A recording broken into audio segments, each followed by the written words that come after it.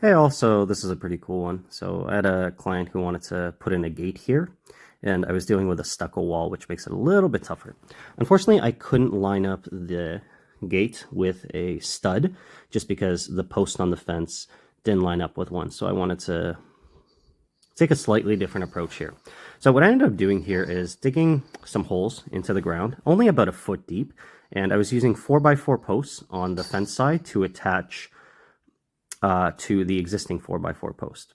And then afterwards, what I'm doing here is I'm leveling just to make sure I get the height perfect because the ground isn't level on the other side. So I'm wedging in a post against the stucco side and using some supports at the bottom and the top. So basically what I'm trying to do here is, since I can't attach the post to the stucco, I'm going to put it in the ground and use some fast setting cement to keep it in place. And since I'm going to be wedging it at the top, it's going to be perfectly fine and it's not going to go anywhere. The bottom is going to be affixed and the top is going to be wedged in by the cross beam, the 4x4. Now, the fence was leaning towards the house, so there was a little bit of pressure pushing towards that side. So this is me replacing the 2x4 with a 4x4, and that creates a really positive fit. I'm still using some brackets here and driving in about 6 screws just to affix them together, but this thing is extremely level and square.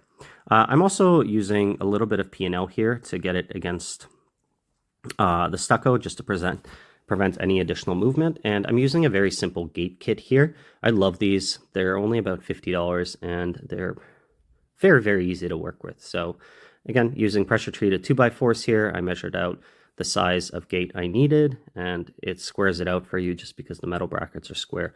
So you may have some wood warping, but this takes care of that. I wedged the bottom here, and then I'm attaching the hinges to the 4x4 and just checking the swing, make sure it's free and clear. Okay.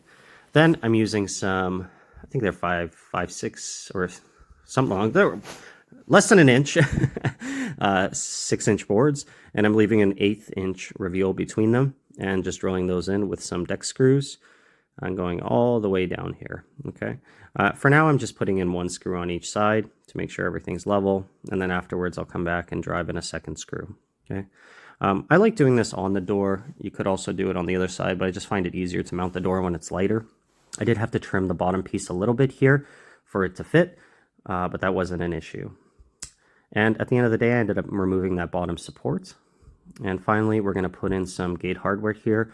Very simple latch system, and I did the cord push through to the other side. And this is how it ended up. Looks awesome, super solid, and the client was really, really happy. And that's it.